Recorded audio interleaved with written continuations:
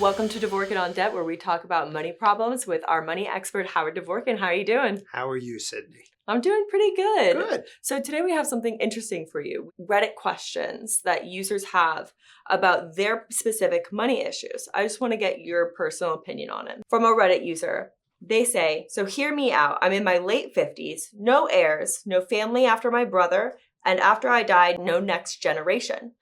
There are some distant cousins I've never met, but I'm going into retirement in the next 5 years or so. Here's the question. What stops someone like me from just running up a bunch of credit cards and having a fantastic retirement? I have a small estate that I'll pay off the debt, right? And then after that, I'll leave the money to charity, I guess. I'm just wondering, a friend of mine opened 1 million credit cards in the final year of his life, also no heirs, and was having the time of his life in retirement. How does this work? What stops me from just going into debt and traveling and enjoying myself while I can? I love the idea, but only if you bring Sydney and myself along for the party. I agree. I would say that's a good answer. Yeah. Other than that, it's not the greatest idea. And the reason being is, what happens if you live longer than your money lasts?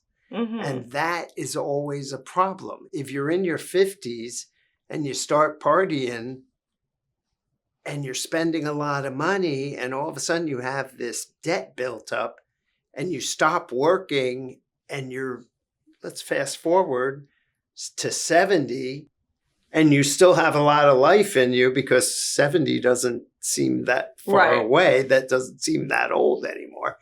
You may outlive your money, which is a real problem. And what's happening is seniors are going out, and like we've never seen this before. 20 years ago, people were like, I'm going to sell my house, I'm going to pay off my debt, and then I'm going to retire.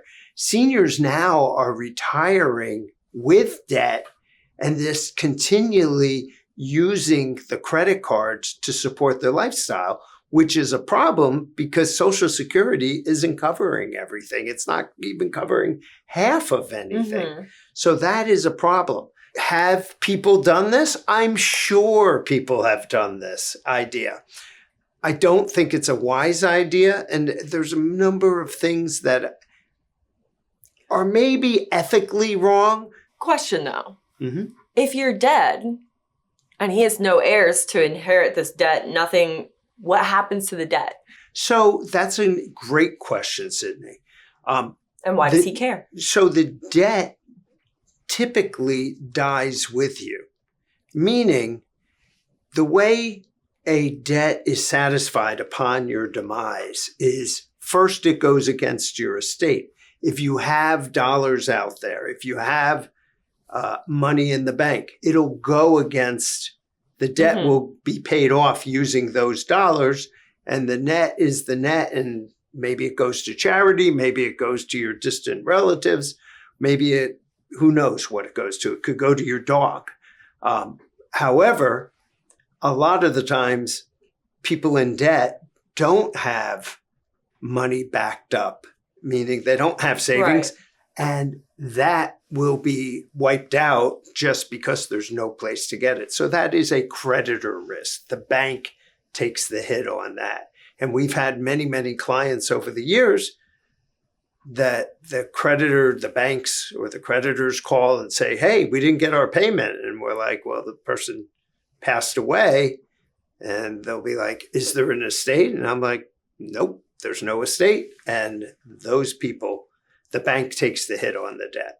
Oh, so whereas this guy, he says that he has a small estate that might pay off the debt. So the estate will take the debt first. It might, but you're gambling with how long are you going to live? If you live till 90, that's a long time. That's 40 years. That's 20 years. So he should wait till he's like late 80s. I don't think it's a good idea. I don't like that unless they bring you and I along for the party. If they bring you and I along for the party, cool, do it. Let's go.